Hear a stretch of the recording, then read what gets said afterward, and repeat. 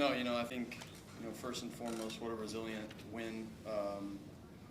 From everyone in that locker room, just super proud of those guys. As an offense, I said it to Laura after the game, but I feel like, we could have been a lot better in certain situations. Just the O-line, I think, too, like the way that they leaned on the game the way that they leaned on that defensive line in the second half, and the linebackers, I thought was incredible. And speaking of those guys, I want to give a ton of credit to Chicago. I feel like they played a really good game. Their scheme, their players, everything that they do is super tough. And, we were able to come out, like I said, just a resilient effort by everyone, and very proud of that one. Sam, in overtime, what's your mindset there? I mean, the outcome was obviously very, very good, but what's your mindset when you come on the field knowing that touchdown or any score wins it? Just execute. Yeah. It's as simple as that. Just one play at a time. That's what I think I tell the guys that every single time in the huddle, but that's my mindset. Every single time I'm out there on the field, especially in that situation. You're expecting to, obviously recover the onside kick and just take some knees. So your mindset, you got to get ready to go back out there and execute at a high level, and I feel like our offense did a really good job of that, obviously in overtime. Sam, when you came off with the foot injury there, how long did it take you to get to the point where you said, I'm good enough to go back in? Yeah, I just had to walk it off a little bit. That was pretty much it, just to be able to, for Nick to be able to come in, I hate doing that to him, but just for him to be able to come in and execute at such a high level, obviously in London and today, just an incredible job by him, and it shows kind of the preparation that he kind of exemplifies every single week. Did you know coming off that you were going to be able to go back in short order as you were walking off the field? I felt, wasn't exactly sure, to be honest with you, but as I was on the sideline, it kind of, I felt like I was all right, and I was able to go out there and kind of walk it off a little bit. So I felt good, once I got back on the field. What happened in overtime with the helmet switch, the communication? Yeah, it just went out. I'm not sure exactly what happened. Sam, what did you think of, just some of the catches that Jordan Addison made today for you guys? Yeah, Jay obviously had a huge game. His ability to just stay ready, stay prepared whenever his number's called. TJ, the same thing. I felt TJ had a really good game today.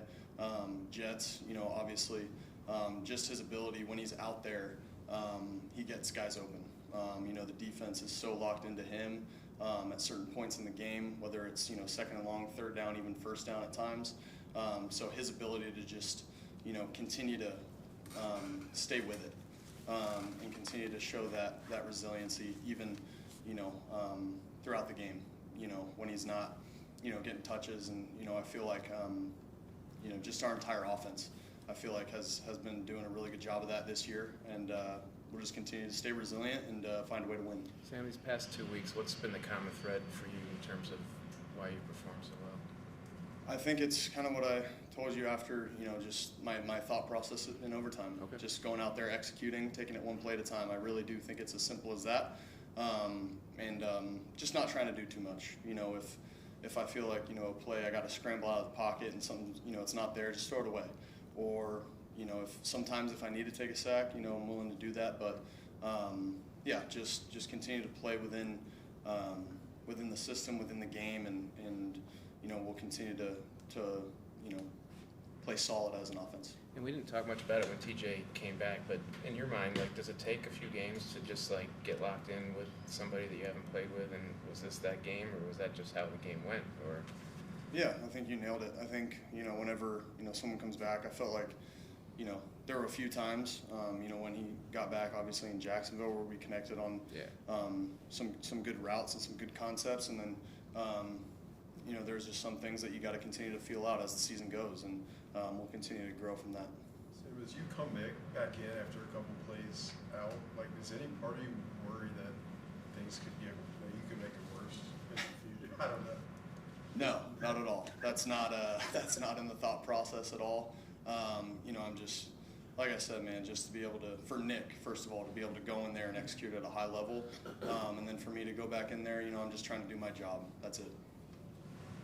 Sam, when you guys are 2nd and 17 there in overtime and you're backed up, that completion on 2nd down, how much does that just change the manner of that drive from let's just get yards and get out of our own end zone to we can go make something of this?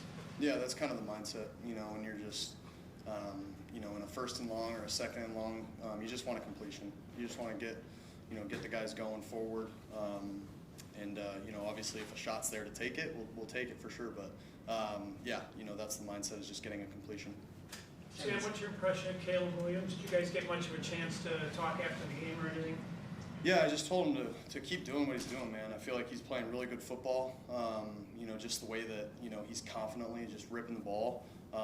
It's impressive, man, when he cuts it loose.